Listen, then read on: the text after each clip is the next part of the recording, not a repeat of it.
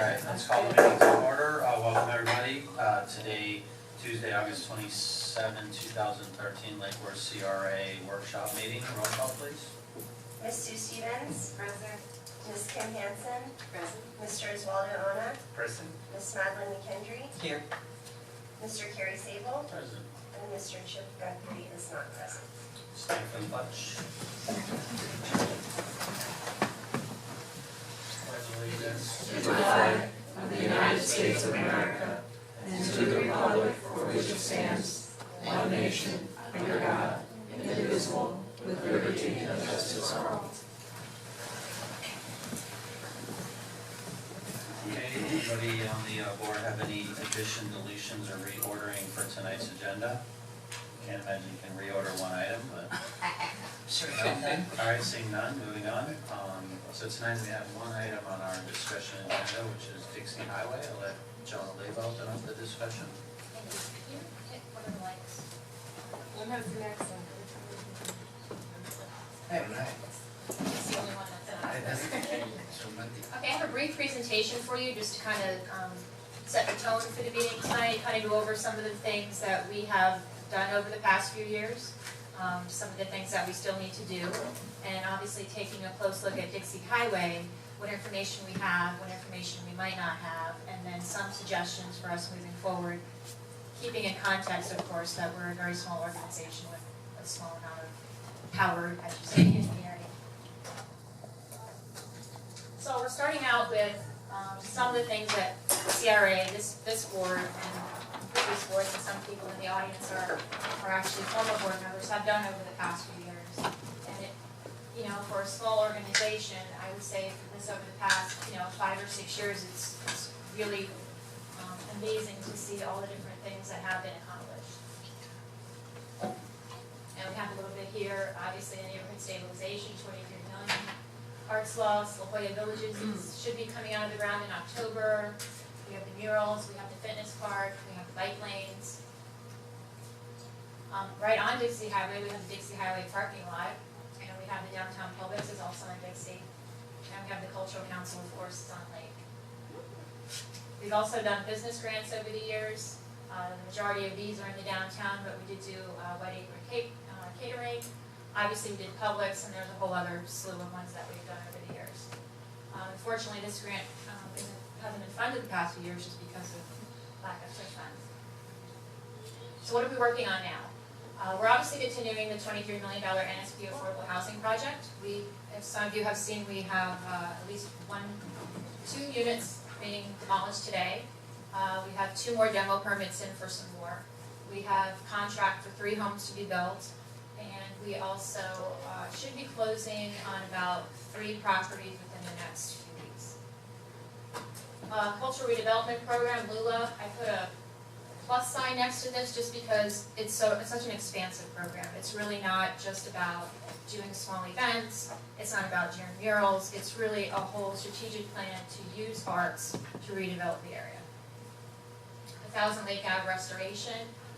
There's a couple different things that are going on about that and what potentially we might be able to do with that after we pay it off next February. We have the TOD plan, and of course we have the passenger line coming, so we're constantly working with different organizations on that. Parks, we have the Kaboom grant to add to the Tropical Ridge Fitness Park, so we'll have some kids equipment out there.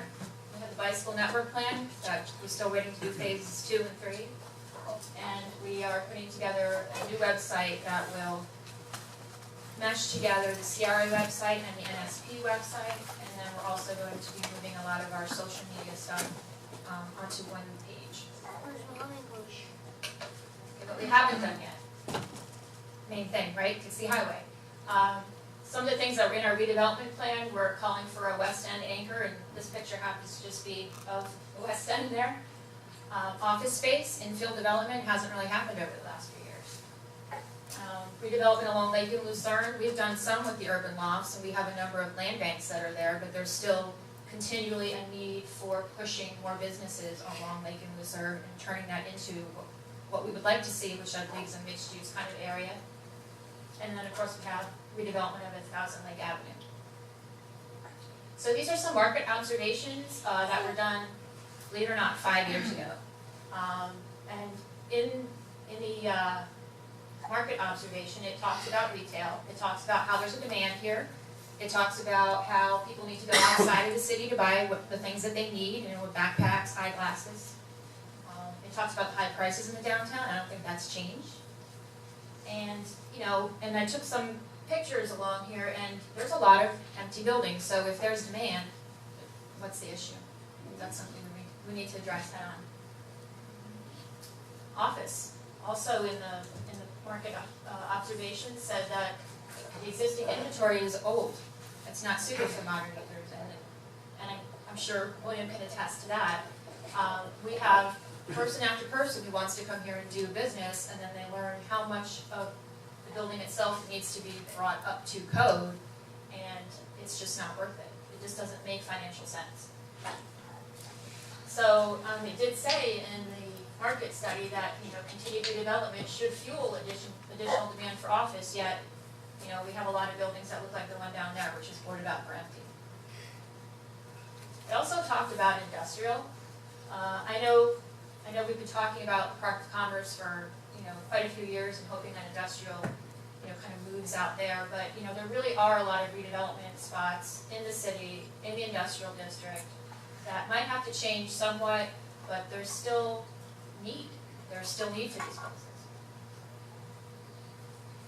So going through the redevelopment plan, some of the things that I pulled out of there was, obviously we need to improve the city's image, and Dixie Highway is a big part of that image. And the current image inhibits private investment. And it's not just about, it's hard to do business there, it's about, it's too costly to do business there, or it's too difficult to do business there. My suggestion is to focus on a certain area on Dixie Highway. Dixie Highway is huge. And again, we're a small organization with limited powers, but we have to start somewhere. And my suggestion would be to start at somewhere that has some activity going on and build on that. Requirements of the city, better code compliance. I know they're working on that. ULDRs, I know they're also working on that, and William's here to talk a little bit about that. Infrastructure improvements, they're needed no matter where you go. All of the projects that we've had have needed substantial infrastructure upgrades. Promotion of economic redevelopment, let's get serious about it. I mean, we've been talking about it, I don't even know how long. But it's not going to be a CRA thing, it's going to be a city, CRA, county, chamber, anybody else who wants to join us kind of thing. And let's not forget the cities we have to our north and south, because guess what? They're experiencing similar issues. And we have to think of some strategies to attract private investment. And I'm not talking about, just cash rewards for people, but there has to be some serious thought given to why people are not coming here. And if it is related to the cost of development, what can we do to try to lessen that?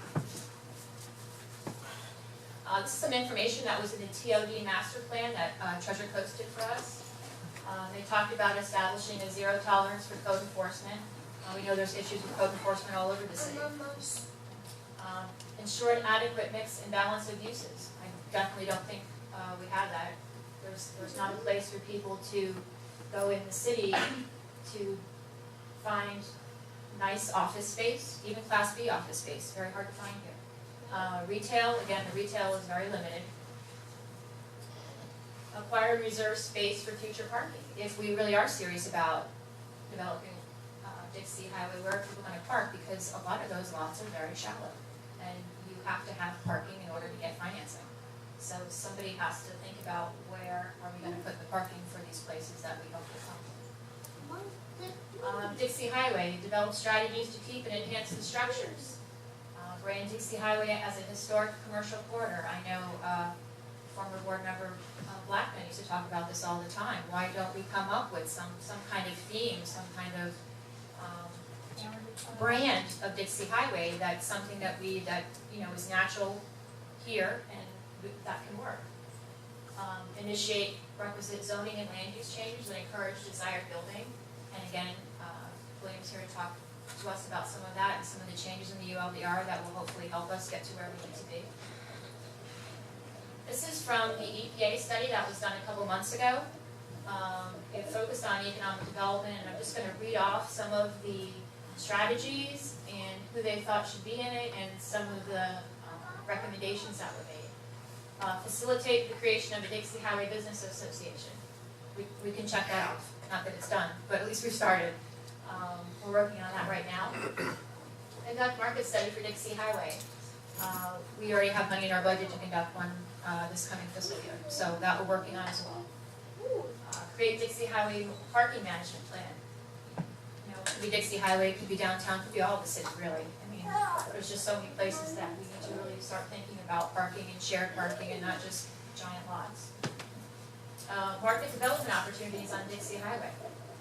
I think as part of the market study, what I would like to do is ask the people who respond to it to actually pick some sites along Dixie Highway that are really ripe for redevelopment and actually kind of go through the whole process and let's see exactly what the cost is and does it make financial sense and is it possible to get investors for that, and then in the end, really where is the market for that? You know, people say they don't move here because the market's not here. We have so many people here and we have a lot of needs, and again, they're traveling outside of the city for those needs. And we have to figure out a way to provide jobs to people who live here. And finally, work with FDOT. That's probably the most difficult one I could think of. Not because they're not all great people, but it's incredibly difficult to deal with traffic engineers, as you all know. There should be a median on Dixie Highway, there should be crosswalks on Dixie Highway, there should be safe places to walk, and we have none of that. So these are kind of my top thoughts that I'd like to share with you tonight and for you to consider. Market analysis. We have to have a market analysis. We have to figure out not only what our demographics are, but where is our market, and specifically what kind of businesses does that lead to. I can't go on, okay, we need a, let's say a Target. Well, what is it in that Target that we need?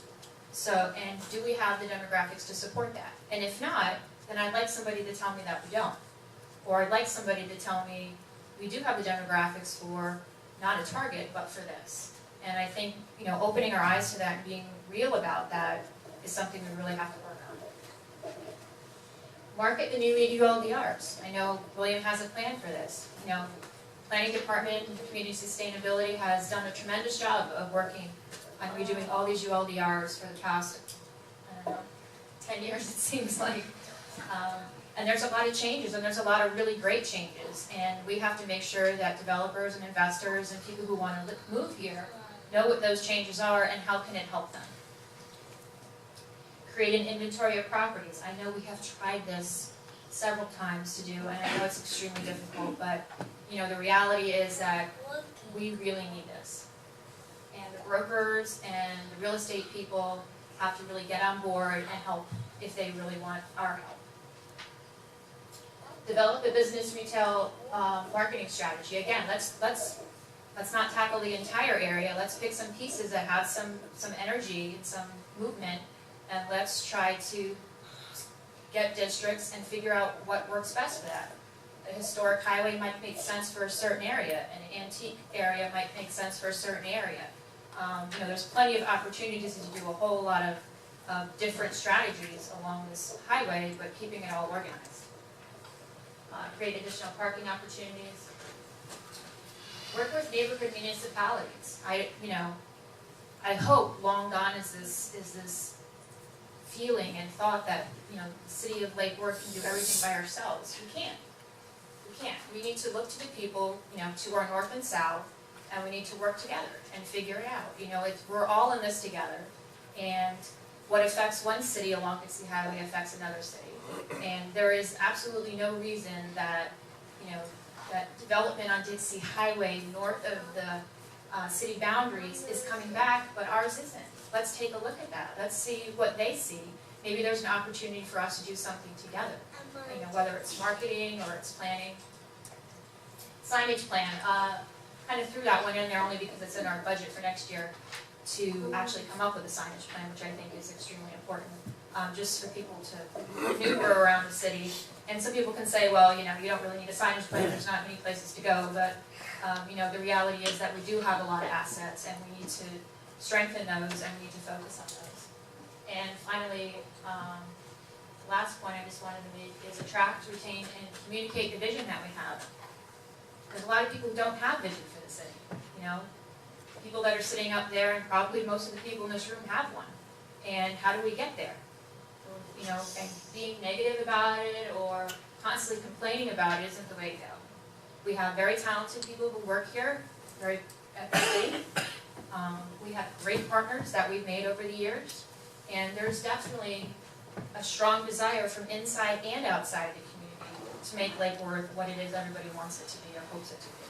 And so, you know, by constantly working with each other and working with the community and pointing out all the good things that we have and keeping the businesses that we have and communicating what this vision is really what's going to attract people. You know, artists didn't move into the arts lofts because there was no other place to go. They moved into the arts lofts because we have the Lula program and we've been working on it for 4 years.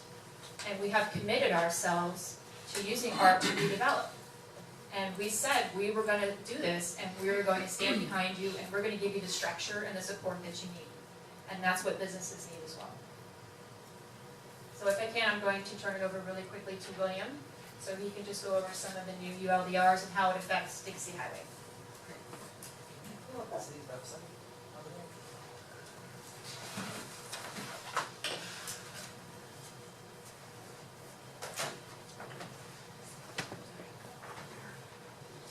For the record, William Walter, Director for Community Sustainability. As Jen mentioned, we have just come to the end of an 8-year saga. The new land development regulations went into effect on August 16th. And they are a wholesale rezoning of the entire city. There's been consternation, discord, conflict, arguments, whatever you want to call it, about the level of intensity, density, height, whatever else that is appropriate for Lake Worth. But what we did over the past 2 years plus, and more than 30 public meetings, is try to garner a general consensus of what was appropriate to the historic, unique, architectural flavor and character of Lake Worth. And the attempt was to demonstrate that in land development regulations so that if things are made easy to occur and they're what people expect to happen, there won't be a surprise at the other end. Okay. All right, well, anyway, it works at a city commission now, so I'm going to try to show you the city's new zoning map. Because when it comes to Dixie Highway, there's a distinct difference between the east side and the west side of Dixie Highway. The lots on the east side are quite shallow and they back up to, for the most part, single-family residential. On the west side, there are 2 blocks of land between Dixie Highway and the FEC railroad track. So we created a mixed-use Dixie Highway district, which is a new district that recognizes the 2 sides of the street are different. On the east side, it works better from a residential standpoint. You are allowed to go to 3 stories. We have reduced the lot coverage that's allowed. And so the buildings that will be built will be more in keeping with what is a nice transition from single family 2-family, across the alley to a little bit higher, and then across Dixie Highway to a little bit more intense in density. And so on the west side, you can go up to 4 stories. And I won't go into our whole community sustainability bonus program, but maybe later. So in addition, what we did is looked at the fact that many businesses are limited by the fact they are non-conforming in the sense that either the use is no longer allowed in the code, or their building is non-conforming, or they don't meet current parking. So we tried to take away or remove as many of those disincentives in the LDO as we possibly could. A huge one was now, if you have an existing building or an existing historic structure and the use or occupancy changes, you do not have to provide additional parking. Now granted, that will put a stress at some point in the future on the city to provide additional parking, but it also provides a mechanism so that somebody can redevelop a property, and if you need parking to make your business successful, it's incumbent upon the new property owner or business owner to do that as opposed to the city forcing you to do that. We also spent a great deal of time talking to the Business Development Board of Palm Beach County as to what things we could incorporate in the zoning code that would facilitate or provide free incentives to people to come to the city. So we identified an array of job-generating type businesses, such as tourist-related, arts-related, green manufacturing, pharmaceutical, research development, that sort of thing. And in the code, if you bring in a new business that falls into one of those categories and you generate 10 jobs or more, you get expedited zoning, permitting, and development approval for free. You still pay this traditional fee for the application, but you don't have to pay the expedited fee. We also have the economic development incentive from the utilities, where we can get a 5-year prorated exemption or reduction on the utility bill if you're a commercial entity generating, I think it's 10 jobs, and you have at least 1 kW of electrical service provided in the new business. In Dixie Highway, we also greatly expanded the numbers of uses that are allowed by right, and put very descriptive and concrete parameters on by right, which is you just come in and you request it and it's approved, or an administrative land use, which has a little bit higher level of review, which can be done by staff, and then a conditional land use one. And they're all based on the size or intensity of the project. The other incentive that came away when the code was finished was that you can get approval for just about anything at one board. You do not have to go to multiple boards or have multiple hearings. So if you have a development project of 7,500 square feet or more, which is up from 3,000 square feet, you go to the site plan review committee, which includes the CRA staff and other members of other departments, to evaluate your project, meet everything that has to be done from public services, electric utility, stormwater, that sort of thing. If it meets all those requirements, then it goes to the hearing. We can actually give you an approval for a project within 90 days, which is less than half what most municipalities have. We did a development fee study as well that compared ourselves to every other municipality in Palm Beach County. And those of you who are not familiar with the Sustainable Bonus Incentive Program, if you build a building above 2 stories, you have to do a little bit better project. You can do more landscaping, you can meet the incentive if you have a green building under LEED certification, or a Florida green building if you incorporate a historic structure to be part of it. But anyway, the value of that improvement, improved aspects to a project, has to be equal to $5 for each square foot of additional space. So we did a series of studies on a mixed-use project, a hotel project, a retail project, an industrial project, and incorporating that, as well as the city's low number of impact fees. From the time you apply for development approval to the time your building permit is issued, Lake Worth is the most economically advantageous place to invest in the entire county. Because our code is set up that it's very objective. It has almost no subjectivity to it. You check off the various parts of the code, it comes to a board, we reaffirm that, and your development approval is issued, which is unlike most codes. Getting a little bit more particular on how it works. The zoning code has bits and pieces of a number of different kinds of codes. The traditional zoning code is what's called the Euclidean code, and that has basically setbacks and height and the use. Then you have performance-based code, which encourages certain types of use to happen in a certain place. You also have a form-based code, which dictates how the architecture or the buildings will be built. We have formulated a Lake Worth code that incorporates all 3 of those, plus some other nuances. So as an example, in the old code, you could cover basically 75% of almost every lot in the city with a building.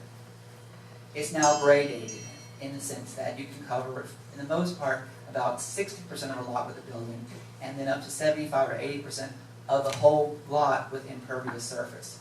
So we're requiring the buildings to be a little smaller, and we're increasing the landscape requirement. On Dixie Highway, where we actually accomplished, I think, a good thing, is that in the old code, building setbacks on the front were 0. So as you've seen some buildings that are built right up against the sidewalk is 5 feet, there's no room for landscaping, there's no room for ADA compliance. And so now the setback is 10 feet from the front, which incorporates a mechanism to have maybe an outdoor plaza area, some landscaping, and over time, as buildings are redeveloped or rebuilt, then we will be able to provide a much more pedestrian-friendly environment along Dixie Highway, at not having to buy the right-of-way ourselves. Now granted, most of us may not live to see all that happen. Hopefully we'll see it on a few blocks, but it's there to help encourage people to redevelop the area. So, thank you, Chris. This is what I was talking about. You'll shift it down to the north end of the city for a moment. This is Lucerne. This whole area between Dixie Highway and the railroad tracks in orange, this sort of red color, is the Dixie Highway mixed-use area. The old Dixie Highway zone, which was high-intensity commercial, generally sort of stopped after the first block. And you see the narrow blocks on the east side, which are also the mixed-use Dixie Highway. So we've treated these blocks differently from these blocks. So that these buildings are capped at 3 stories. They have a lower level of lot coverage and building lot coverage so that they are not as intensive and will not have as much of an impact on the residential street across this way to the east. And then these lots over here, because they're larger, they're allowed to go to 4 stories, and so the floor area ratio, the ratio between the amount of square feet in a lot and how many square feet are in the building is larger. The gray area here is the TOD, Transportation Oriented Development Zone District, which we did not even have before. And then, if you'll just scoot down a little bit, Chris, this gray area is a whole new zoning district called Artisanal Industrial. And that wasn't the old high traffic generating industrial district, which if people ask me to explain why it was there, I have no idea, because we shouldn't have high traffic between single-family neighborhoods and very tight streets. So it changes. It actually, we've greatly broadened the number of arts-related uses, and many of the non-conforming uses there are now going to be conforming, which allows them to expand, invest more money. There are some uses that were never allowed before that are going to be, and we are already seeing some redevelopment potential or new uses coming into some of the properties along these 2 blocks here that was not allowed before because our code is set up, giving you some history, it's inclusionary code. So if a certain use is not specifically mentioned, you can't do it, and it allowed no interpretation. So what we did to broaden and allow staff some leeway and allow uses is there are now, I think, 9 or 10 different use categories. And they include residential, commercial, retail, personal service, industrial, artisanal, specialty, public, vehicular, and sort of things. And then they are set up with specific definitions that if there are uses that are substantially similar or very similar to the ones that are already mentioned, we can allow those. So before we had uses that nobody knew what they were because they didn't exist.